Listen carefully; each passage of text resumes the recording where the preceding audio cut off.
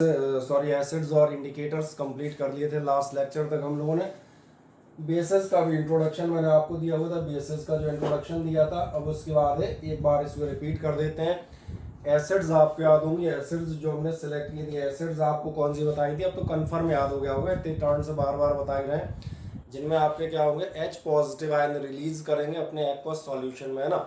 और जैसे कल लास्ट में किसी ने पूछा भी था कि आप क्या एक्सपेरिमेंट है, क्या एक्सपेरिमेंट करके भी थे, हमने शायद शो किया था 2 नेल्स, आयरन नेल्स, अलग अलग सॉल्यूशंस में हमने कंडक्टिविटी चेक की थी, इलेक्ट्रिक करंट किससे पास होगी और किससे नहीं।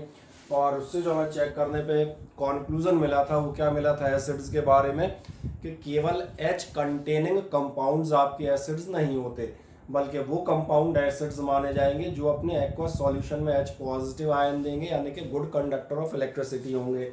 और ठीक इसी टाइप से आप देखना बेसेस आप किन्हें कहते हुए चलते हैं। जैसे मैं कुछ बेसेस लिख देता हूँ, ये जवाब आपने लास्ट टर्म पे बहुत अच्छा दिया था सभी लोगों ने, केवल एक बार कंटिन्यूटी बनाने के लिए आपको याद आ जाए, इसलिए मैं आपके सामने कुछ बेसेस लिख देता हूँ और एक जनरल चर्चा कर देता हूँ। फिर इसी बात पे हम जो हमने एसिड्स में पढ़ा है वो यहाँ पूरा लगभग रिपीट होगा, थोड़ा सा चेंज के साथ।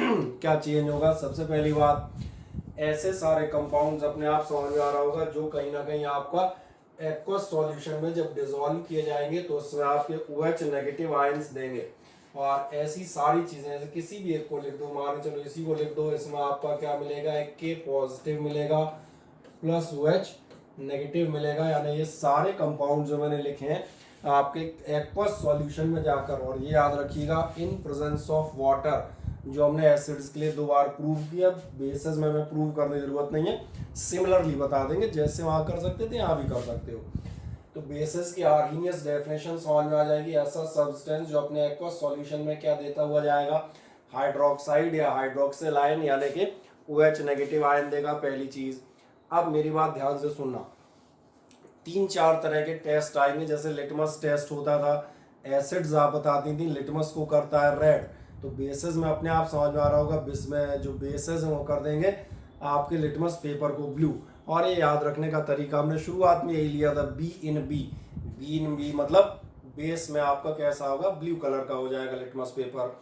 देन जैसे आपको एक दिया था मिथाइल ऑरेंज आपको याद है, मिथाइल ऑरेंज उसमें पिंक या रेड कलर का होता था, तो यहाँ पर आपका कैसा हो जाएगा, रेड कलर्ड हो जाएगा, ये पहली चीज। और आगे बढ़ोगे, और कौन सा एक आध याद दिलाऊं, हाँ आपने ऑल्फैक्टरी इंडिकेटर्स पढ़े थे 3 ऑल्फैक्टरी इंडिकेटर, किसी को याद है?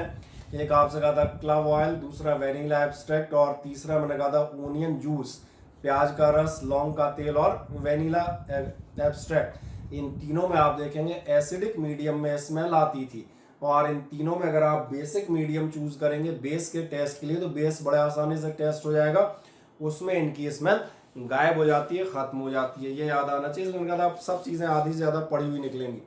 सेकंड आप देखेंगे तो टेस्ट हमने कहा दोबारा रिपीट हो जाएंगे। तीसरी चीज एक फिर कहानी आएगी, जैसे हमने कहा था स्ट्रॉन्ग एंड वीक एसिड्स, जब आप स्ट्रॉन्ग एंड वीक एसिड्स की बात कर रहे हैं तो मेरा ख्याल है ऐसे ही स्ट्रॉन्ग और वीक बेस भी बनेगी। स्ट्रॉन्ग और वीक बेस में क्या आएगा भैया, स्ट्रॉन्ग और वीक बेस उसी पैटर्न पे लेंगे जो हम पहले ले रहे थे। जैसे आपने स्ट्रॉन्ग एसिड कौन सी मानी थी, जिनका कंप्लीट आयोनाइजेशन होता था, ऐसे ही यहाँ पर ध्यान देखना, अगर हम कोई एक बेस लेते हैं और यहाँ मैं सिंगल एरो से दिखाता हूँ, तो सिंगल एरो आपको मालूम है क्या चीज बता रहा है, सिंगल एरो बता रहा है कंप्लीट आयोनाइजेशन। इसका मतलब इस समय ये जो बेस मैं लिए बैठा हूँ, ये बेस आपकी कैसी है, ये बेस है आपकी स्ट्रॉन्ग बेसिस में काउंट की जाएगी। अब एक ये भी आपको समझ में आता है। फिर बेसिस के टाइप्स और उनके यूजेस पे जाऊंगा 1 मिनट बाद। आप पहले बेसिस की जो डेफिनेशन हम लास्ट टर्म में पढ़ चुके थे उसको एक बार फिर से रिपीट कर देते हैं। ये आपसे कहता है बेसिस क्या है, substances which with bitter taste. ये तो ध्यान गया होगा, पहले टर्न पे पहली लाइन में आता है एसिडिक, सोर इन टेस्ट, और बेसिस बिटर इन टेस्ट। पर मैंने कहा था बिटर इन टेस्ट वाला मामला केवल खीरे और वो करेले तक सीमित रखना, कुकुम्बर और बिटर गार्ड तक। QH को मत टेस्ट करने बैठ जाना, QH का टेस्ट लिटमस पेपर, फिनोप्थिलीन, आपका methyl orange, red cabbage juice, इनसे होगा, ठीक है ना। तो बिटर टेस्ट और क्या कहा है, सूपी इन टच, जो आपके सूपी टच वाले होंगे are regarded as bases, since many bases like sodium hydroxide and potassium hydroxide, जो मैंने सामने लिया, have corrosive action on the skin, जो भी मैं कह रहा था, इनको कड़वा मत टेस्ट करने लगना, जो सब खत्म हो जाएगा, इसके बाद टेस्ट आनी बंद हो जाएंगे। And can even harm the body, तो क्या कह रहा है, so according to the modern definition, और मॉडर्न डेफिनेशन आपको मालूम है, आर्हीनियस डेफिनेशन थी, वो क्या कहेगी, आ बेस में be defined as a substance, एक ऐसा सब्सटेंस होगा विच इज कैपेबल टू, जो कैपेबल है, काय में कैपेबल है, releasing one or more OH negative ions, एक या दो, डिपेंडिंग ऑन द वैलेंसी, एक या दो आपके हाइड्रोक्साइड आयन रिलीज करेगा, लेकिन कहाँ रिलीज करेगा, अपने आप नहीं करेगा, जैसे एसिड्स को कहा था, एसिडिक बिहेवियर वाटर की प्रेजेंस में शो करेंगे, ड्राई स्टेट में नहीं करेंगे। तो यहाँ भी आपसे कहा जाएगा इन एक्वस सॉल्यूशन। अब किसी को कोई समस्या आता खुद मुझे बताएं, आई थिंक क्या नहीं होनी चाहिए, कोई डाउट किसी को? No sir. अब जब बेसिस की आपको बेसिक डेफिनेशन समझ में आ गई, तो वो जो अभी हम बता रहे थे एक्वस सॉल्यूशन में भैया दो पार्ट में टूटेगा, वो मैंने इक्वेशन वैसे भी लिखी थी, यहाँ मैं दोबारा एक बार आपको दिखा देता हूँ। यही इक्वेशन हम लिखते हुए जा रहे हैं, नहीं पढ़ने आ रही हो तो भी कोई दिक्कत नहीं, मैं इसको लिख देता हूँ। ये वाली इक्वेशन जो आपकी लिखी है वो ये लिखी है, ये लिखा हुआ है NaOH प्लस, ये लिखा हुआ है आपका वाटर, ठीक है ना। वो एक इक्वेशन पढ़ देता हूँ, दूसरी पढ़ने की जरूरत नहीं पड़ेगी। NaOH plus water, aqueous solution में वाटर की प्रेजेंस में Na क्या करेगा, ये तो पढ़ने वाला होगा, सोडियम आयंस, इसका मतलब सोडियम आयंस देगा, प्लस कौन से देगा, हाइड्रोक्साइड आयंस, यानी ये रहे आपके हाइड्रोक्साइड आयंस, दैट्स ऑल। ये तो वही इक्वेशन थी जो भी मैं आपसे डिस्कस कर रहा था पीछे, तो इतना कोई महान काम नहीं। अब एक अगली चीज पर जाते हैं, जब बेसिस को आप पढ़ लेते हैं, फिर एक नेक्स्ट चलेंगे, जो भी आपकी बेसिस की प्रॉपर्टीज है आपको समझ में आएगा। जैसे एसिड की प्रॉपर्टीज काय की वजह से थी, H पॉजिटिव आयंस की, मैंने कहा था ना एसिड पढ़ लिए बेस तुरंत समझ में आती आएगी। एसिड H पॉजिटिव की वजह से थी, और बेस आपकी काय की वजह से OH नेगेटिव की वजह से। तो आप चेक करते हैं, ये क्या कहता है, the properties of base are due to OH negative aqueous ions which it gives in the aqueous solution.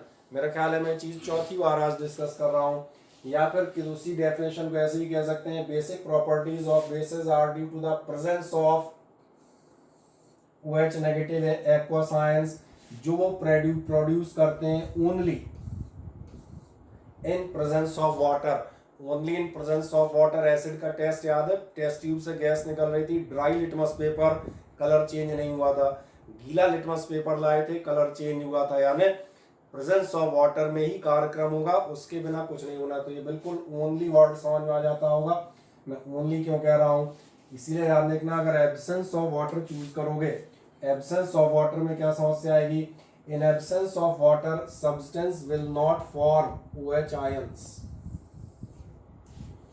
And hence will not show it basic behaviour. ये मैं आपको एसिड्स में बहुत अच्छे से समझा चुका हूँ, अब कोई दिक्कत मुझे नहीं लग रहा किसी को आनी है, कोई दिक्कत बताओ सुयश? अरे कोई नहीं बोल रहा, रामू? No sir. नहीं, ठीक।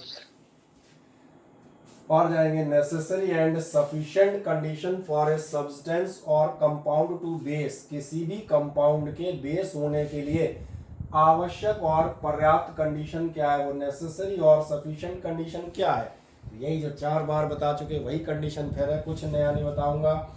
Is that it should give OH negative ions, इसे OH आयंस देने हैं, और कब देने हैं, वही पुरानी कहानी, इन प्रेजेंस ऑफ वाटर। तो अब ये मैंने कहा ठोक पीट के समझाने वाली बात हो गई, इससे ऊपर 5 बार हम लोगों ने डिस्कस कर लिया, इससे ज्यादा थोड़ी ना कहेगा कोई भी आदमी। नेक्स्ट एक जाओगे, इसके बाद अगले नंबर पर, अगला नंबर बढ़ोगे तो क्या आएगा आपका? सर। हाँ बोले सर, एक छोटा सा क्वेश्चन, खीरा हमारा कुकुम्बर जो है वो हमारा बेस है सर, उसको रब करने से वो कड़वाहट कैसे जाती है? अच्छा, कड़वाहट कैसे जाती है, उसके पीछे, उसके लिए तो एक छोटी सी फिजिक्स और छोटी सी बायोलॉजी लगती है।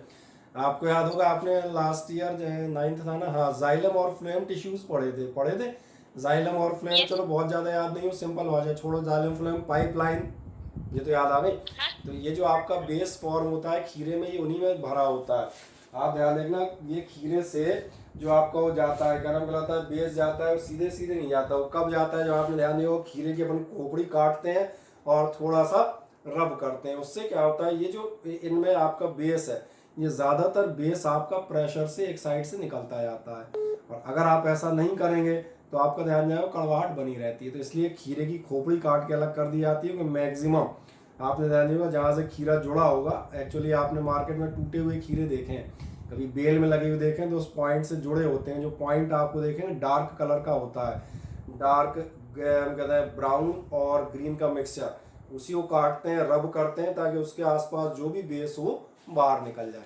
अच्छा, करेले में तुम ये काम नहीं कर पाओगे। करेले में पूरे में बेस फैला होता है, उसमें तो तुम बेस कहाँ निकालोगे, और करेला निचोड़ लोगे तो फिर उसमें बचेगा क्या।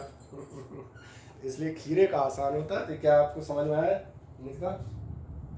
Yes sir. फ्लोएम और जाइलम का, फ्लोएम का काम था बिल्कुल वहीं जहाँ से खीरा ज्वाइंट होता है, वहीं ज़्यादातर मैक्सिमम पार्ट बनता है, भरा होता है।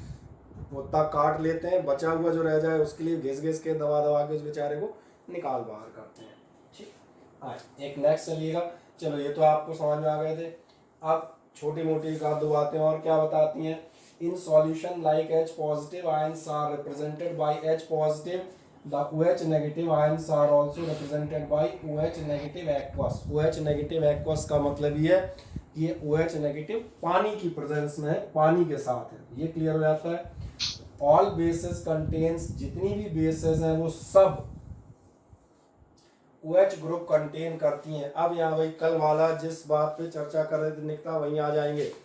कल हमने प्रूव किया था कि जितने भी एसिड हैं सब में H होगी, लेकिन ऐसा नहीं कि जिसमें H होगी सबको आप एसिड डिक्लेयर कर दें। ऐसे ही जब आप जाएंगे जितने भी बेस हैं उनमें OH होगा, लेकिन ऐसा भी नहीं तुमने कहा जिसमें OH दिख गया उसको अपन बेस डिक्लेयर कर दें।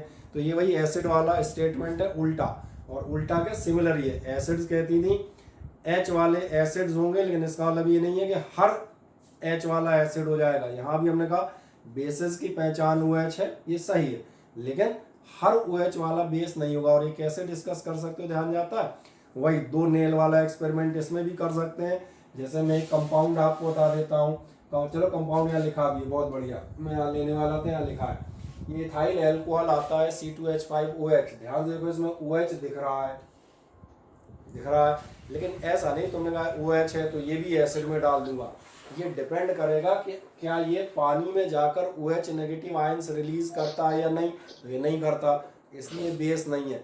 अच्छा तुम कहोगे सर आपको कैसे पता चला OH नहीं रिलीज करता, आपने क्या इससे पूछा था? मैंने ना पूछा नहीं था, हमने वही काम किया था। एल्कोहल का सॉल्यूशन भरा, 2 नेल डाली, बैटरी से कनेक्ट करके करंट फ्लो की, करंट फ्लो करेंगे, करंट फ्लो नहीं हुई, बल्ब नहीं जला, मतलब ये आयंस नहीं दे रहा, और नहीं दे रहा तो इसके OH किसी काम के नहीं है, बेस के पर्पस के तो नहीं है। क्या है ये समझ में आ जाती है मेरी बात? Yes sir. ठीक, बस तो बाकी का स्टेटमेंट वही पुराना है, चलो रीड कर लेते हैं, कोई दिक्कत नहीं। ये कह रहा है ऑल बेसेस कंटेन OH, सारी बेसेस में OH होता है, लेकिन सारे OH ग्रुप वाले कंपाउंड आर नॉट बेसेस। ऐसा नहीं जिसमें OH दिखा बेस बेस डिक्लेयर कर दो, क्यों? फॉर एग्जाम्पल दिस वन, और वो इथाइल एल्कोहल जो मैं ले रहा था, कंटेन्स OH ग्रुप, इसमें OH है, but since it does not ionize in water, लेकिन चूंकि ये पानी में आयोनाइज नहीं होता है, इसलिए हम क्या करेंगे, इसलिए आप कहेंगे it is not a base. Clear हो गया? और बताएंगे जो भी बात कर रहा था एसिड्स की स्ट्रेंथ, मैंने क्या कहा था, एसिड्स की स्ट्रेंथ में थोड़ा सा याद करो, 2 बातें कही थी, जितने ज़्यादा H पॉजिटिव दोगे उतना ही बढ़िया स्ट्रॉन्ग एसिड होगी। तो बेस की है स्ट्रेंथ कहाँ से पता चलेगी, बेस की पहचान क्या है, OH, तो वही फिनोमेना यहाँ लगा दो। Greater the amount of OH negative ions in the solution stronger is the base. तो अब ये कंसेप्ट जल्दी समझ में आ रहे होंगे, एज आई होप। अगर आपने एसिड्स पढ़ी है तो, हाँ पढ़ी नहीं है तो नहीं कह सकता है ना, वैसे टेस्ट संडे का इसलिए रख दिया था, कम से कम तुम इस बहाने कुछ पढ़ लो थोड़ा सा। ठीक, चलो एक नेक्स्ट देखते हैं, एल्कलीज। एल्कलीज वर्ड एक बार बीच में आया था और किसी ने मुझसे पूछा था एल्कलीज किसे कहते हैं, तब भी मैंने जवाब दिया था, फिर मैंने कहा था और भी आगे डिटेल में डेफिनेशन बताएंगे।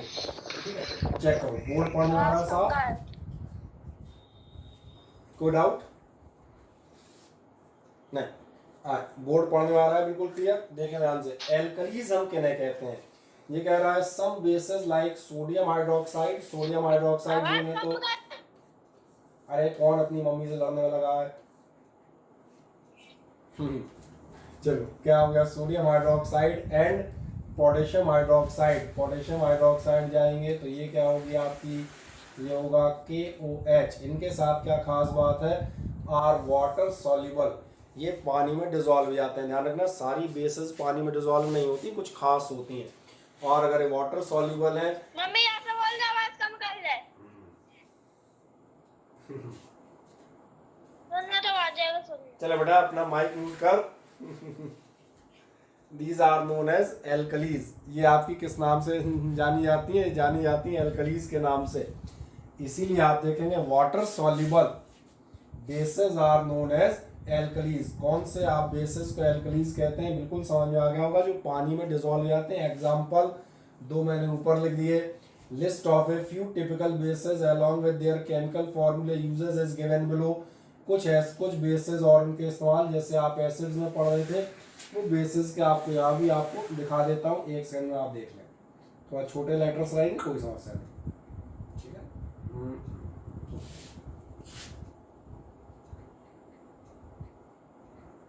मजे से देखें, जैसे आपका एक बेस दिया हुआ है सोडियम हाइड्रोक्साइड, कमर्शियल नेम याद रखिएगा, कमर्शियल नेम है कॉस्टिक सोडा। मैं पढ़ देता हूँ आराम से, ये लिखा हुआ है कॉस्टिक सोडा, कॉस्टिक, बाकी सोडा।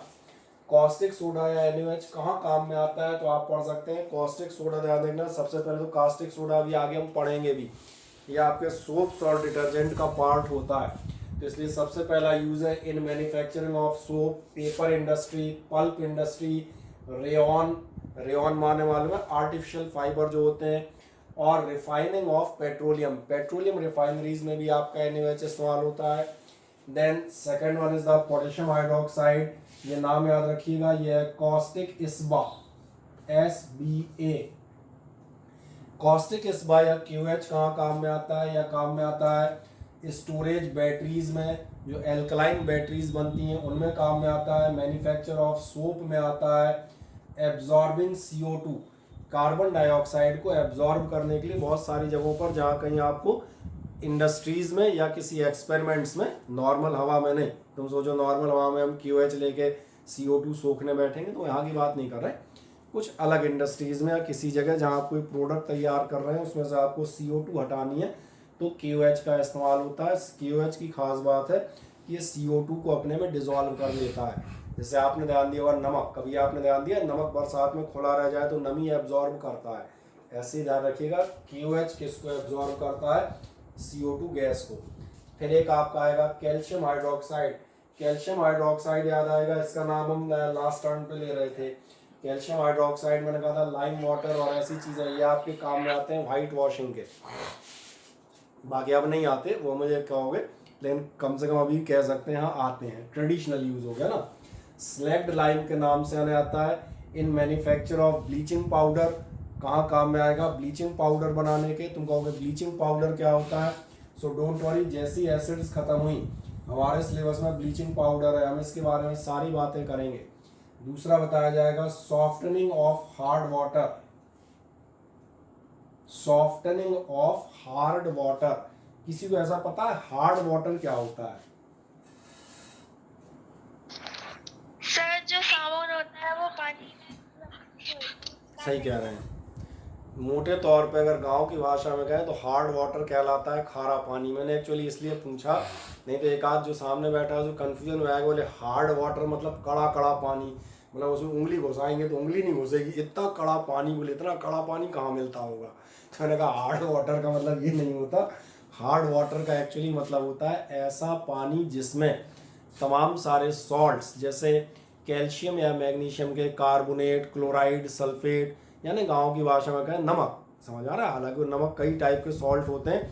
मैंने कहा ये जो डिजॉल्व होते हैं, जैसे आपने ध्यान दिया होगा कई लोगों ने हम कहते हैं जिनके यहाँ बोरिंग होगी, जो आप कूलर चलाते हैं गर्मियों में, ध्यान दिया कूलर में धीरे धीरे ब्राउन टाइप कलर की परत जमती रहती है सॉल्ट्स की, तो ऐसा पानी जिसमें सॉल्ट का अमाउंट ज़्यादा होता है वो किस नाम से जाने जाते हैं, वो जाने जाते हैं आपके हार्ड वाटर। इसलिए मैंने डिस्कस कर दिया ये जो कैल्शियम हाइड्रोक्साइड है उसकी सॉफ्टनिंग में काम में आता है। सॉफ्टनिंग का मतलब उल्टा मतलब मत निकालना मुलायम पानी बनाने के, एक्चुअली सॉफ्टनिंग का मतलब ये उसमें से इन सॉल्ट्स को डिस्प्लेस करने के, क्योंकि ये क्या करता है इनके साथ प्रेसिपिटेट बना के अलग कर देता है।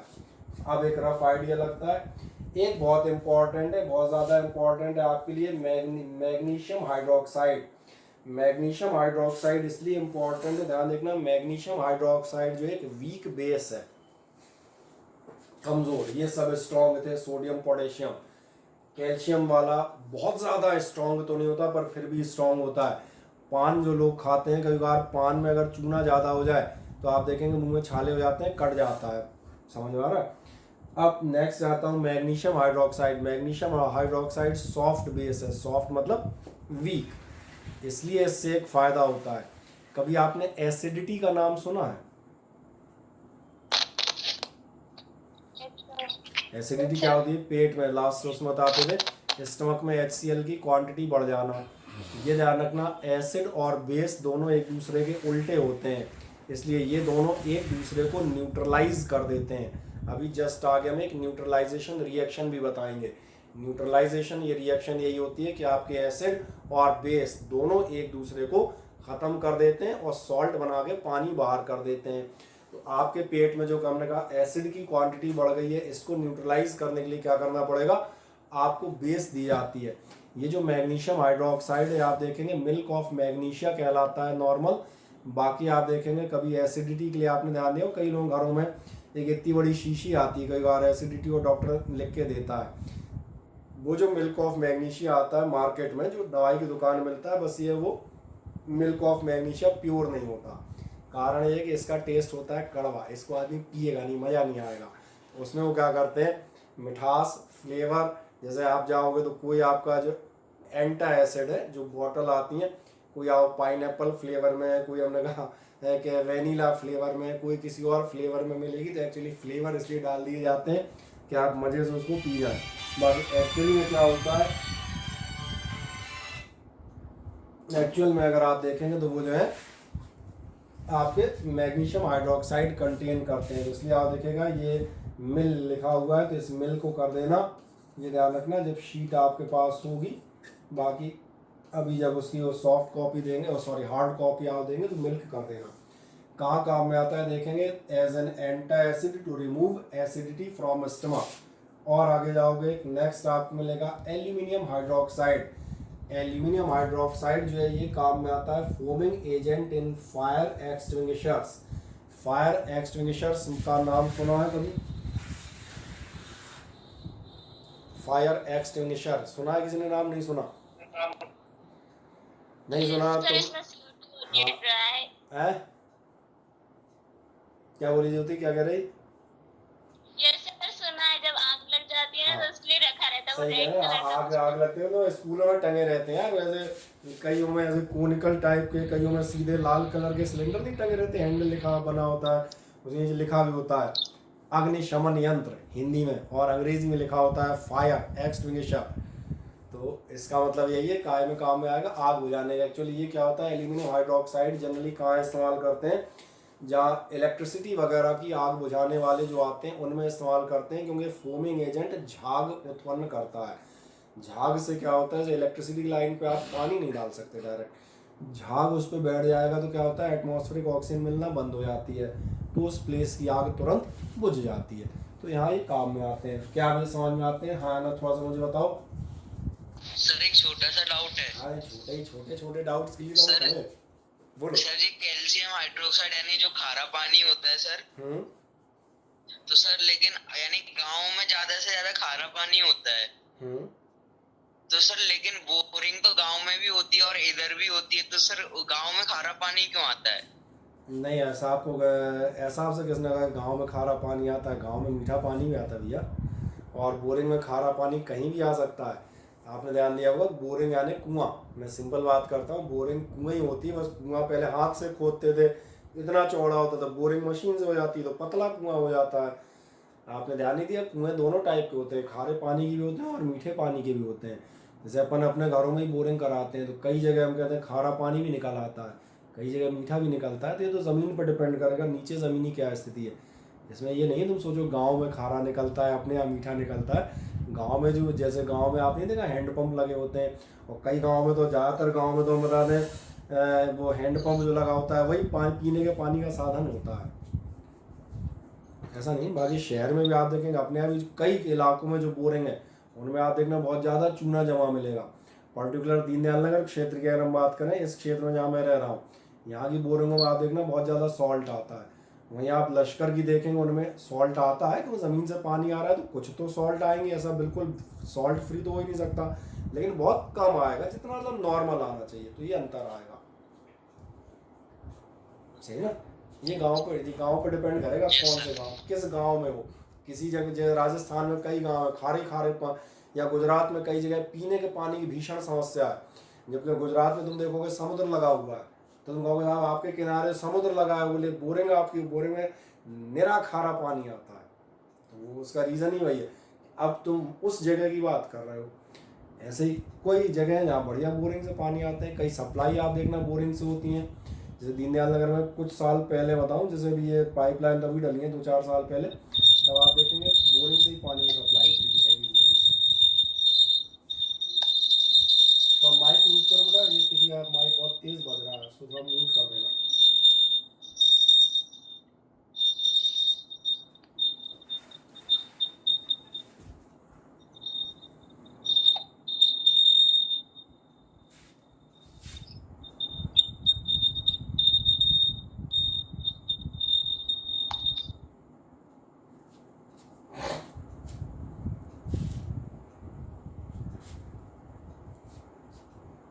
आप एक नेक्स्ट जाते हैं, इसके बाद नेक्स्ट आपका क्या होगा, physical properties of basis.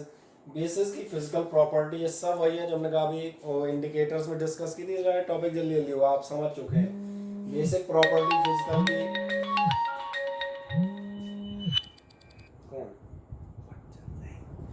Basic जो प्रॉपर्टी उनमें, बेटा माइक म्यूट करो, किसका नाम बताओ। शो ही नहीं हो रहा इसमें किसी का mic open. Properties of bases की हम बात कर रहे थे। फिजिकल प्रॉपर्टीज ऑफ बेसिस खुद नहीं होती, सब पहले से पढ़ चुके हो ऑलरेडी।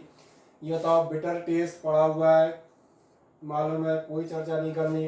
लिटमस के ऊपर क्या होता है, लिटमस के ऊपर आपको बता चुके हैं। लिटमस में आपको मैंने क्या चीज बता रखी है, बी पढ़ लें। Basis turn red litmus into blue, इसलिए मैंने कहा था एक एक सेकंड के काम है, बहुत तेजी से करते आएंगे। मिथाइल ऑरेंज, मिथाइल ऑरेंज के लिए हम क्या कहते हैं, मिथाइल ऑरेंज होता है लाल पीला, और लाल पीले का मतलब एक कोड है अपने याद रखने के लिए। लाल का मतलब एसिड में जाके लाल हो जाएगा, बेस में जाके पीला हो जाएगा, खत्म। पढ़ लो, कहीं नीचे लिखा होगा, कहाँ गया। Basis turn methyl orange into, अब बेस की बात कर रहे हैं तो बेस में कैसा होगा, ये एक्शन ऑन फेनोल्फथलीन। फेनोल्फथलीन याद है कलरलेस से पिंक हो जाती थी, ऑलरेडी इंडिकेटर में पढ़ा है, फिर रिपीट कर देते हैं। Action on phenolphthalein, bases turn phenolphthalein into pink. I hope so इनमें आपको कहीं से कहीं तक कोई समस्या नहीं आनी है, ठीक है ना। इसलिए मैंने इनको 40 से खत्म कर दिया। अब अगली कहानी ध्यान देखो, ये भी तुम्हारी पढ़ी हुई है, अगर दिमाग लगाओगे तो बिल्कुल 90% पढ़ी हुई है, केवल 5% उसको हमें समझाना पड़ेगा। स्ट्रॉन्ग एसिड आप किसे कहते थे, याद है। स्ट्रॉन्ग एसिड आप उसको कहते थे जो वाटर में जाने पर, एक्वस सॉल्यूशन में जाने पे 100% आपका, या कहा जाए कंप्लीट आयोनाइजेशन देता था।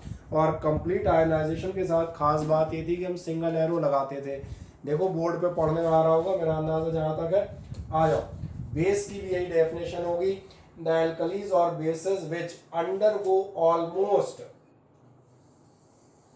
कंप्लीट आयोनाइजेशन, जिनका आयोनाइजेशन लगभग कंप्लीट हो जाता है in aqueous solution are known as strong bases. तो बस एसिड की जगह हमने बेस सॉल्ट कर दिया, नथिंग। आप रिएक्शन देख लें, जैसे मान चलो इस रिएक्शन को आपको नहीं भी दिख रही हो तो भी मैं एक बार ले देता हूँ, एक ही एग्जांपल बहुत है अपने आप में। NaOH खूब मालूम है, एक्वस है, स्ट्रॉन्ग है, और स्ट्रॉन्ग है तो मैंने कितने एरो लगाए, only single arrow. Single arrow का मतलब ये है ये आयोनाइजेशन होगा आपका कंप्लीट। किसी को कोई डाउट हो तो मुझे बताओ। ये एसिड्स में टॉपिक खूब अच्छे से पढ़ चुके हो ना भाई, यही एसिड्स का होता था, सही है ना। एसिड्स लेते, एसिड्स तुम ऐसे बताते थे HCl single arrow H positive plus Cl negative, तो तुम कहते थे यहाँ सिंगल एरो कंप्लीट आयनाइजेशन है, स्ट्रॉन्ग है। मैंने कह दिया यहाँ भी सिंगल एरो कंप्लीट आयनाइजेशन है। तो एक आध हो गया, नाम याद रखना, सोडियम पोटेशियम तो वैसे ही याद हो गए होंगे, sodium potassium barium hydroxide, 3 example आप याद रख सकते हैं कौन कौन से होते हैं। अब एक सवाल बना, वीक किसे कहोगे, जरा बताओ वीक किसे कहोगे, किसे कहोगे वीक एसिड। डबल एरो, बिल्कुल सही कह रहे हैं, जिसका आयनाइजेशन कंप्लीट नहीं हो, टूटना और जोड़ना दोनों एक साथ हो रहा है। बढ़िया, ये आपको मालूम है तो देखें इसको एक सेकंड में अपन देख के अलग कर देते हैं। ये रहे आपके वीक बेसिस। वीक बेसिस आपसे क्या कहेंगे, थोड़ा नीचे कर लूंगा ना।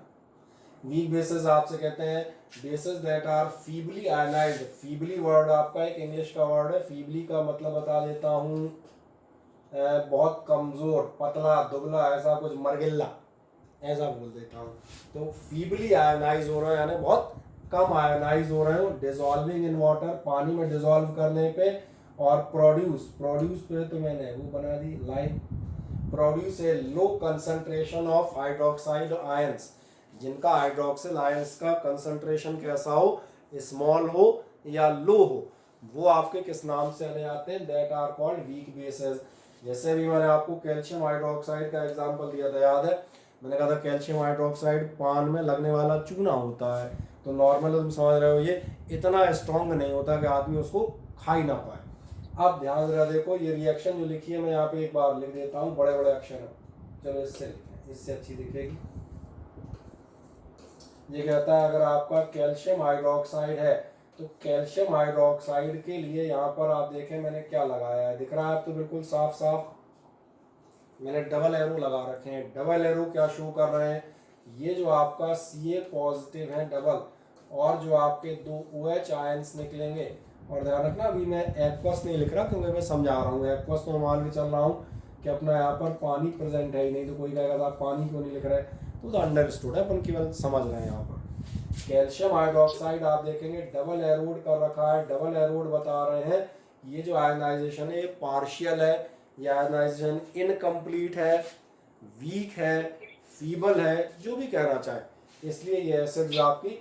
दूसरा ये देखें, जो आप मिल्क ऑफ मैग्नीशिया पढ़ते पढ़ते आप फोन सुनने चली गई थी, ये रहा, ये भी। हाँ सर मुझे प्रश्न पूछना। आप पूछें। सर बताइए, ऐसे कोई वीक एसिड दिया हो और स्ट्रॉन्ग एसिड दिया हो, उसमें से हमको पता लगाना है कि इसमें से स्ट्रॉन्ग एसिड कौन है और वीक है, तो हम कैसे पता लगाएंगे। ठीक, इसके लिए हमारे पास ध्यान देखें, अभी हम आगे जाएंगे तो आपको बताया जाएगा, हम पीएच वैल्यू निकालते हैं और पीएच वैल्यू का इंडिकेटर आता है एक यूनिवर्सल, अभी आगे थोड़ा सा आगे जाएंगे पीएच वैल्यू करके आएगी। जैसे आपको में कोई पूछ रहा था कि शायद वो जो हमने टेस्ट दिया था उसमें पीएच वैल्यू क्वेश्चन हो गया था, उस इंडिकेटर को, जैसे अभी एक तो जनरल था, लिटमस डाला, ये लाल ये नीला, लाल से इतना, नीले से इतना पता चल गया कि बेस है। जो यूनिवर्सल इंडिकेटर होता है उसमें नीले के 6 शेड होते हैं, उसकी हेल्प से हमें पता लग जाता है कि ये कम स्ट्रॉन्ग है, ये इससे ज़्यादा स्ट्रॉन्ग, ये और ज़्यादा स्ट्रॉन्ग, और ये और ज़्यादा स्ट्रॉन्ग। आपका क्वेश्चन अभी मैं रखता हूँ थोड़ा सा होल्ड पे, चिंता मत कीजिएगा, आपको आपके प्रश्न का डिटेल्ड जवाब अभी एक आध उसके बाद, यानी 1-2 शायद नेक्स्ट टर्न तक या हुआ तो इसी में बिल्कुल 100% मिलेगा, क्योंकि हम बात करेंगे किसकी, जो मैं बात कर रहा हूँ मैं लिख देता हूँ। और अगर आपके पास NCERT हो तो आप उसमें चेक करना, उसमें आपको एक यूनिवर्सल इंडिकेटर नाम से दिखेगा। यूनिवर्सल इंडिकेटर एक ऐसा डायग्राम बना होगा, चेक कर लेना, NCERT सबके पास होगी, और उसमें ऐसे ऐसी छोटी छोटी बहुत सारे कलर्स की पट्टियां दिखाएगा, रेड से लेके ब्लू, लाइट येलो, सब, और वो बताता है किस कौन सा। ये लेबोरेटरी में हमने क्या है पहले एक बार टेस्ट करके सबके कलर निकाल लिए, इस कलर पे ये इतना स्ट्रॉन्ग है, ये इतना स्ट्रॉन्ग है और स्ट्रॉन्ग, अब वो हमने मार्केट में दे दिया। अब किसी भी आदमी को लगता है ये जो सॉल्यूशन सामने रखा है ये कितना स्ट्रॉन्ग है, तो उसको आप डुबोएंगे, कलर आप चेक करेंगे कौन सा वाला हुआ, बोले ये वाला, अब इससे मैच कर लो, बोले ये यहाँ आता है यानी कम स्ट्रॉन्ग है। ये डुबोया दूसरे में, बोले ज़्यादा स्ट्रॉन्ग है, तो कंपैरिजन के लिए इसका इस्तेमाल करते हैं। ठीक, कोई डाउट अब? ठीक, थोड़ा सा होल्ड इसलिए किया क्योंकि पूरा टॉपिक हम अभी आगे डिटेल, काफ़ी डिटेल में इसको पढ़ेंगे। बढ़िया। एक मैग्नीशियम हाइड्रोक्साइड की हम चर्चा कर रहे थे, मिल, इसका नाम तो याद है, मिल्क ऑफ मैग्नीशिया, यही था। कहाँ काम में आप, ये पार्शियल है, वीक है। तुम कहोगे हमें कैसे मालूम वीक है? मैंने कहा वीक इसलिए क्योंकि इसी चर्चा तो कर रहे थे कि अगर आपको एसिडिटी होगी तो आपको ये पिलाया जाएगा।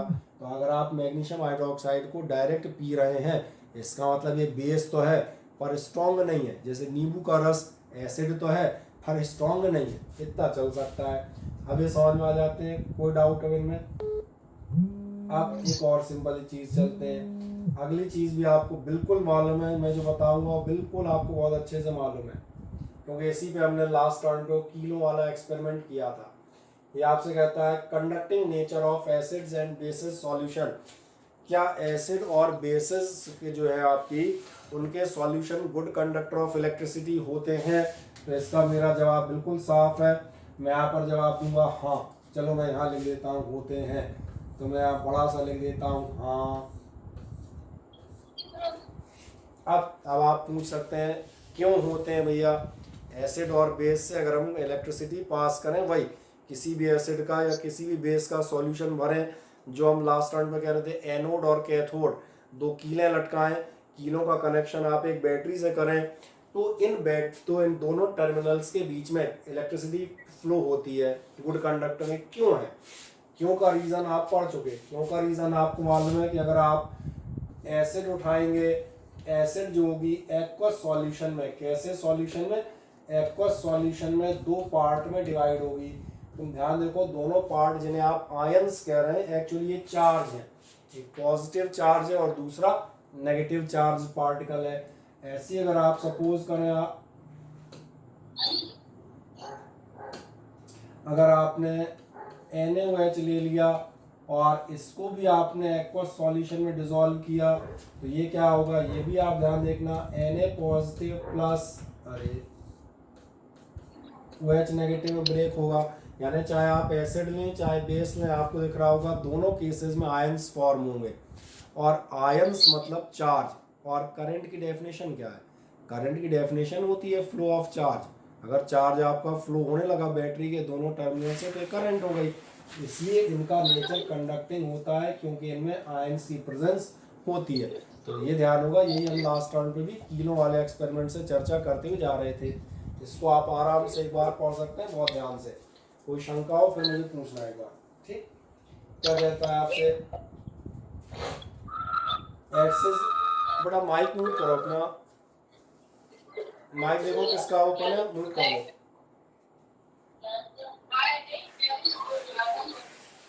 माइक देखो एक बार किसका है, एक बार को। तो कहता है acids are the substances which contain one or more hydrogen atom, जिनमें एक या दो हाइड्रोजन एटम होते हैं,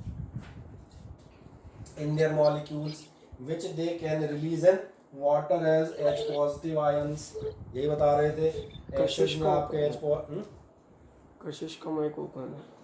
कशिश माइक बड़ा म्यूट करो।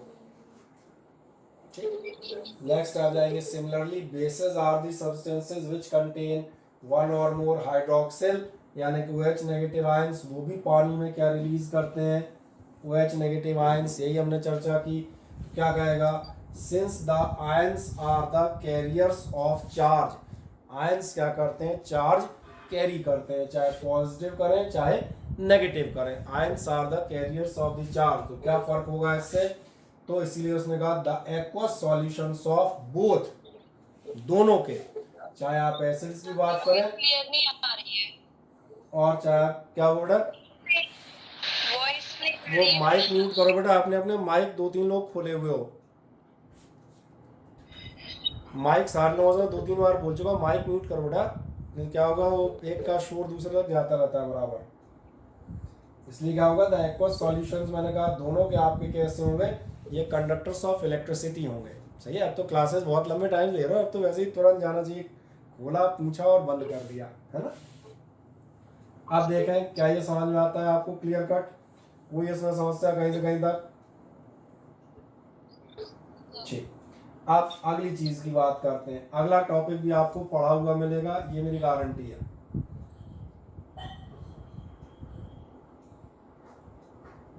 चले फुर्ती से मुझे एक चीज बताएं, क्या आपको ऐसा याद है पिछले एक टर्न पे मैं आपको जब एसिड्स पढ़ा रहा था तो हम लोगों ने कहा था कि एसिड्स जब आप लेते हैं और एसिड्स का आप डाइल्यूशन करते हैं, डाइल्यूशन मतलब mixing of water into acid, तो इसमें क्या होता है एसिड्स के बॉन्ड ब्रेक होते हैं, स्प्लिट होते हैं और ये आपकी रिएक्शन ये होती है एक्सोथर्मिक। इस रिएक्शन में कहीं ना कहीं हीट इवॉल्व होती है। और तब आपको एक प्रिकॉशन भी बताया था, मैंने कहा था जब भी एसिड को डाइल्यूट करना हो तो एसिड में पानी मत डाल देना। मैंने कहा था पानी लेना और पानी में ड्रॉप दर ड्रॉप एसिड डालना, ये आपको ध्यान आ जाएगा। ये आपको हम लोगों ने प्रिकॉशन भी लिया था। इस सेम फिनोमेना को विच वी हैव डील्ड और discussed with the acids, the same phenomena is now to be applied on the bases also. Now the words will get changed and nothing, the concept will remain same. That means a base can be diluted. Diluted मतलब उसमें आप पानी mix कर सकते हैं, पानी का quantity बढ़ा सकते हैं। जब भी आप बेस में वाटर मिक्स कर रहे हैं तो ये प्रोसेस, अब बेस में मिक्स कर रहे हो, so this process will be known as the dilution of base. दूसरी चीज, second fact, the dilution of base is an exothermic process. Exothermic process means इसमें आपकी हीट इवॉल्व होगी। और number third point the same, जब भी आपको base का डाइल्यूशन करना हो तो डायरेक्ट मैंने कहा आप बेस में पानी मत डाल दीजिएगा। आप क्या करेंगे, पानी में ड्रॉप दर ड्रॉप बेस डालने की कोशिश कीजिएगा, अदरवाइज वही फिनोमेना द सॉल्यूशन में स्प्लैश, या तो स्प्लैश हो सकता है या हो सकता है आपका बीकर चटक जाए इस हीट की वजह से। तो मैंने कहा था ये आप पढ़ चुके हैं, तो आओ इस पे मैं बता देता हूँ। डाइल्यूशन ऑफ बेस में क्या कहेगा, लाइक एसिड्स, जैसा कि एसिड में था एसिड्स की तरह ही हो, तो पहले ही पढ़ चुके हो। बेसेस विद वाटर और mixing of bases with water is an exothermic reaction या प्रोसेस। ये भी कैसी प्रोसेस है, exothermic. If we dissolve bases like NaOH, KOH in water, the solution is found to be hotter. गर्म हो जाएगा। This shows that dissolution of base into water is an exothermic process. और वो मैंने बता ही दिया, जो एक प्रिकॉशन पहले डिस्कस की थी वो यहाँ भी अप्लाइड है। यहाँ मत कहना कि यहाँ अलग से फिर से बताएं। अब अगला देखें इफेक्ट। हाँ सर, अगर अपन के पास बेस कम है और वाटर ज्यादा है तो तब भी एक बेस में वाटर नहीं डाल सकते बेटा। जब अपने पास बेस होगा और वाटर होगा तो अपने पास बर्तन भी तो होंगे। Yes sir. नहीं आई समझ में? कोई जरूरी है? अरे भैया पानी की बाल्टी रखी हो, जरूरत है बाल्टी में ही बेस डाल दोगे। लोटा ले लो, लोटे में थोड़ा सा पानी ले लेंगे ना। बर्तन भी तो होते हैं, बर्तन का इस्तेमाल करते हैं। इसलिए लैब में आप बीकर्स हैं, बाउल्स हैं, देखोगे टेस्ट ट्यूब्स हैं, जितनी क्वांटिटी चाहिए। जिसने कहा 100 ml चाहिए बीकर लेना, जिसने कहा साहब तो 20 ml चाहिए टेस्ट ट्यूब ले लेना। ये डिपेंड करेगा आप किस में करना चाह रहे हैं। इसलिए पानी ज़्यादा कम तो है ही नहीं, पानी तो माने चलना अनंत होता है, क्योंकि हर घर की, हर लैब की, हर स्कूल की छत पे 1000-2000 लीटर की टंकी रखी होती है। बोले लाओ बेस, कितनी लाओगे? आदमी बेस 500 लीटर नहीं ला पाएगा, बेस मुश्किल से 2 लीटर और 4 लीटर लाएगा। पानी तो अपनी छत पे 1000 लीटर रखा होता है। अपन क्या करेंगे, बर्तन उस हिसाब से लेंगे कि आप हमेशा, ठीक है ना। आप कोई शंका, सुयश बोलो। सर डाइल्यूशन का इफेक्ट क्या होगा ध्यान देखना। डाइल्यूशन का इफेक्ट भी आपको मालूम है। आपसे कहा था स्ट्रेंथ ऑफ एसिड, याद आती है? आपसे कहा था एसिड में अगर पानी मिलाओगे स्ट्रेंथ कम हो जाएगी। तुम्हें याद हो मैंने कहा था तेजाब में हाथ डालना है, क्या करूं? मैंने कहा था 1 बाल्टी पानी में 1 चम्मच तेजाब डालो मजे से, क्योंकि एक्स्ट्रा डाइल्यूट एसिड हो गई है। तो यहाँ भी समझ में आएगा, डाइल्यूशन से बेस की स्ट्रेंथ भी कम होती है। और आपने जब एसिड पढ़ रहे थे तो आपने इस टाइप का एक वो पढ़ा था, मैं याद दिला देता हूँ। आपने पढ़ा था स्ट्रेंथ प्रोपोर्शनेट 1 डाइल्यूशन, याद आ जाता है? फैक्टर्स अफेक्टिंग में लिखा था डाइल्यूशन जितना बढ़ाओगे स्ट्रेंथ उतनी ही कम होती आती है। तो जो एसिड में था वही यहाँ रिपीट कर रहे हैं। क्या रिपीट कर रहे हैं देख लें एक सेकंड में। हम यहाँ रिपीट करते हैं कि आपका जो एसिड्स हैं उनमें क्या होगा, लाइक एसिड्स, फिर वही सेंटेंस आएगा। और लाइक एसिड में आपसे क्या कहता हुआ जाएगा,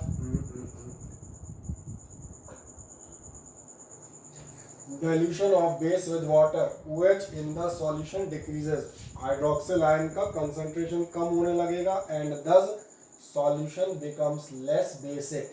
लेस बेसिक यानी उसकी स्ट्रेंथ क्या बताते हैं, कम हो जाती है। क्या है समझ में आता है।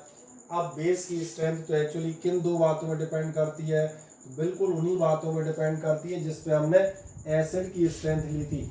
एसिड की स्ट्रेंथ को मैं फिर से याद दिलाता हूँ, नहीं याद आए तो पीछे से दोबारा पढ़ लेना, क्योंकि एसिड पढ़े होगे तो बेस बहुत जल्दी समझ में आएंगी। एसिड की स्ट्रेंथ पहली बार डिपेंड करती थी degree of ionization. Degree of ionization अगर कंप्लीट आयनाइजेशन है सिंगल एरो तो स्ट्रॉन्ग, डबल एरोड है पार्शियल आयनाइजेशन तो वीक। अब किसी ने कहा साहब स्ट्रॉन्ग एसिड पकड़ लिया H2SO4 या ऐसे ही स्ट्रॉन्ग बेस पकड़ ली, उसको कमज़ोर कैसे करोगे, वो तो स्ट्रॉन्ग है। मैंने कहा उसको कमज़ोर करने का तरीका है डाइल्यूशन, पानी मिलाना। तो देख लो जो वहाँ कहते थे यहाँ फिर से मिलेगा। कौन कौन सी बातें लगेंगी। Number 1 degree of ionization of a base, strength of base is directly proportional to the degree of ionization.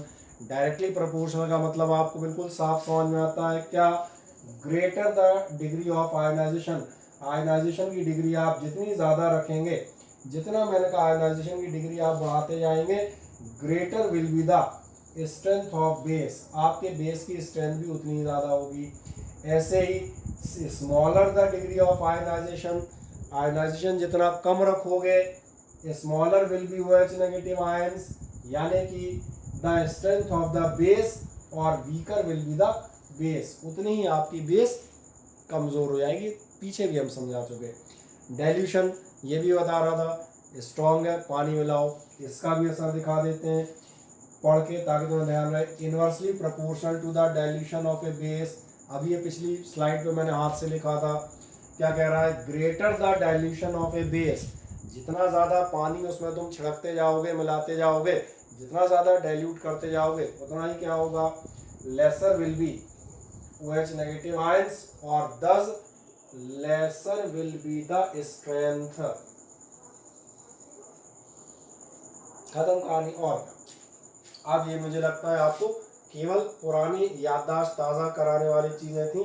अब comparison between the properties of acids and base, हल्का सा एक कंपैरिजन करते हैं एसिड और बेस की प्रॉपर्टीज के बीच में। क्या कंपैरिजन है, लगभग ये देख लेते हैं। आप चूंकि पूरा पढ़ चुके हैं, ये कंपैरिजन आपसे आसानी से हो जाएगा। पहले देखें, हल्का सा पढ़ने में आ रहा है। देखें सबसे पहले आ रहा है पढ़ने में, कोई दिक्कत नहीं, पढ़ता भी जाऊंगा। पहला आपसे कहता है एसिड्स होती हैं सोर इन टेस्ट, सबको मालूम है, हाँ या ना बताओ। बेस होती हैं बिटर इन टेस्ट, इसको नहीं मालूम आज की डेट में।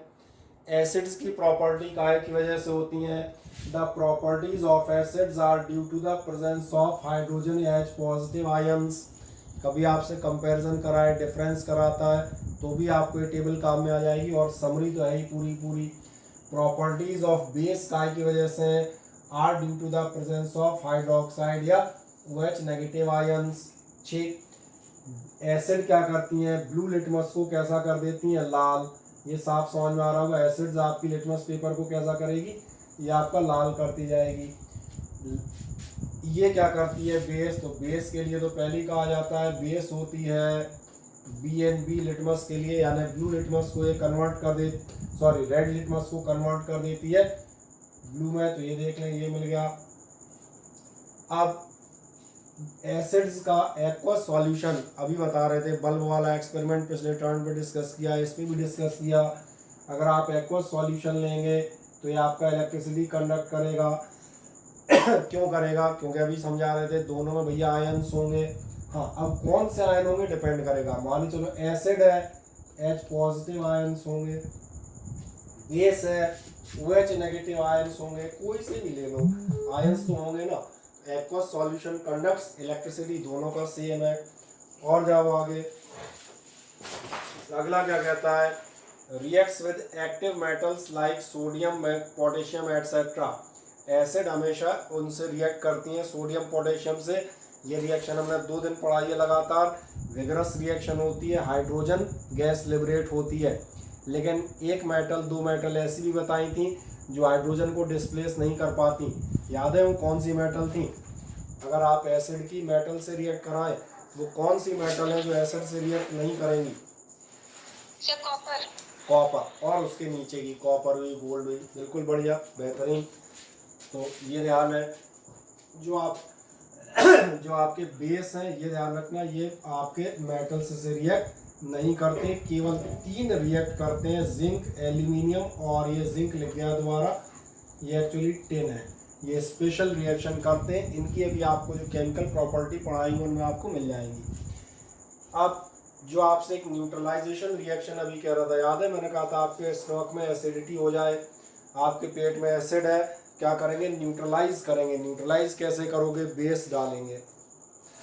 ऐसे बेस खत्म करना हो तो एसिड डालेंगे, यानी कुल मिला के एसिड और बेस एक दूसरे को न्यूट्रलाइज कर देते हैं। ये रिएक्शन आप दिख जाएगी। Acidic properties disappear, acidic property खत्म हो जाती हैं when react with base. Acid को अगर बेस से रिएक्ट करोगे तो न्यूट्रलाइजेशन हो जाएगा, एसिडिक प्रॉपर्टीज खत्म हो जाएंगी। ऐसे यहाँ देखें उल्टा, इसमें बेस में वो डालना पड़ेगा। ये क्या कहेगा? Basic properties disappear when react with acid. जब ये एसिड से रिएक्ट करेंगी तो खत्म हो जाएगी। और यहाँ भी प्रोसेस का नाम तो वही होगा ना, न्यूट्रलाइजेशन। चाहे इधर से उधर जाओ, चाहे उधर से आओ, प्रोसेस का नाम थोड़ी ना बदल दोगे। नेक्स्ट, ये कार्बोनेट्स से रिएक्ट करते हैं और क्या निकालते हैं? Carbon dioxide. कार्बोनेट की रिएक्शन याद है, 3 रिएक्शन एक साथ बताई थी। मेटल्स एसिड से रिएक्ट करेंगी, हाइड्रोजन। मेटल के ऑक्साइड रिएक्ट करेंगे तो ऑक्साइड एडिशनल हो गया, तो H2 के बजाय H2O यानी पानी। और अगर मेटल का कार्बोनेट रिएक्ट करेगा तो हाइड्रोजन, उसके बाद पानी आ रहा था, तीसरी बार में प्लस CO2 निकलती थी। याद आती है केमिकल रिएक्शन की? फिर से लिखूं? बताओ फुर्ती से। Yes sir. कार्बोनेट वाली याद आ जाती है ना? बस ये क्या कहेगा? और ये आपके रिएक्ट करते हैं कार्बन डाइऑक्साइड निकालने के लिए। बेस का भी मैं तो थोड़ी देर पहले एग्जांपल बता रहा था, पोटेशियम हाइड्रोक्साइड। इंडस्ट्रीज में या लैब्स में जहाँ ज़रूरत होगी वहाँ पर किसी जगह से अगर आपको CO2 हटानी है तो उनको एब्जॉर्ब करने काम में आता है। तो देखो वो यूज़ कहाँ चला गया, हिंट पड़ा, हाँ ये रहा। ये आपसे कहेगा absorb carbon dioxide to form carbonates. ये आपकी कार्बन डाइऑक्साइड को एब्जॉर्ब कर लेते हैं। तो कई बार प्योरीफिकेशन ऑफ एयर में अलग अलग जगहों पर इस्तेमाल भी होते हैं। अब नेक्स्ट बताते हैं, फ्रीक्वेंटली कोरोसिव टू स्किन। खाल को जला देंगे। बेस कौन से काम है? वो भी तो यही करेंगे, उनमें भी यही लिखा है, फ्रीक्वेंटली कोरोसिव टू स्किन। और ध्यान रखना बेसेस कैसे होते हैं? स्लिपरी इन नेचर, चिकने। इसलिए एक वर्ड और आता है सोपी इन टच। सोप तो सबने देखा है ना, सोप कैसा होता है? चिकना। बस अब ये जो केवल लास्ट चीज़ बची है, इसके एक्सप्लेनेशन पे हम कल चलेंगे। ये वो है जो अभी ये वंदना पूछ रही थी, आपको कैसे पता चलेगा कि कोई एसिड या बेस स्ट्रॉन्ग है और वीक है। और मान के चलो HCl, HNO3 और H2SO4 हैं, तीनों स्ट्रॉन्ग हैं, तो फिर तीनों में से स्ट्रॉन्गेस्ट कौन है? सही क्वेश्चन आया ना। अब इस डिटेल में हम जिस चीज़ के साथ घुसेंगे वो चीज़ आपको दिख रहा होगा, मैंने उसी को मार्क किया है। यहाँ पर एक वैल्यू आएगी और वो वैल्यू कहलाएगी pH वैल्यू। फिर उस pH वैल्यू के अकॉर्डिंग हम एक पढ़ेंगे यूनिवर्सल इंडिकेटर। तब तक मैंने कहा अगर आप चाहें तो आपके पास आई होप सो NCERT की बुक्स होंगी। वैसे तो मैंने शीट भी डाली यार एसिड बेस सॉल्ट की, उसको भी देख सकते हो, ऐसा नहीं।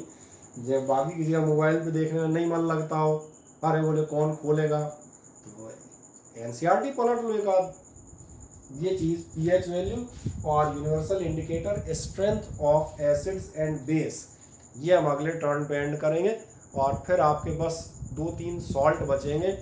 एक सोडियम क्लोराइड के बारे में बताना है मुझे, एक ब्लीचिंग पाउडर के बारे में बताऊंगा, और एक बताऊंगा आपको प्लास्टर ऑफ पेरिस के बारे में। प्लास्टर ऑफ पेरिस का नाम सुना है किसी ने कि नहीं सुना? नहीं सर। है प्लास्टर ऑफ पेरिस नहीं सुना? अच्छा ये बताओ POP का नाम सुना है? Yes sir. है तो POP प्लास्टर ऑफ पेरिस ही तो होता है। प्लास्टर ऑफ पेरिस यानी POP के भी गणेश जी बनते थे, खैर अब तो बैन हो गए, लेकिन फिर भी घरों में हम कहते हैं POP की मूर्तियाँ होती हैं। फॉल्स सीलिंग जो हम कराते हैं छत पे, ये POP की होती है। और आपने पुट्टी पुट्टी ध्यान दियो, सफ़ेद वाइट सीमेंट आती है, पुट्टी करते हैं, वो आपका प्लास्टर ऑफ पेरिस होता है। और सबसे अच्छी बात, अगर सौभाग्य से कभी आपके हाथ पैर टूट जाएं तो जो आपको प्लास्टर बनता है वो आपने ध्यान दिया कड़ा कड़ा, वो भी पीओपी यानी कि प्लास्टर ऑफ पेरिस होता है। अब तो सबको समझ में आ गया होगा पीओपी क्या होता है, कभी नहीं आया है कि इनमें से कहीं ना कहीं तो मैंने कुछ ना कुछ तो अनुभव रहा होगा ना सबका, किसी का मूर्ति का, किसी का छत का, किसी का पुट्टी लगवाने का, और किसी का ये जोड़ तोड़ वाला मामला, जैसा जिसका हो। ठीक है, तो बस अब आपको यहाँ पे हम विराम दे लेते हैं।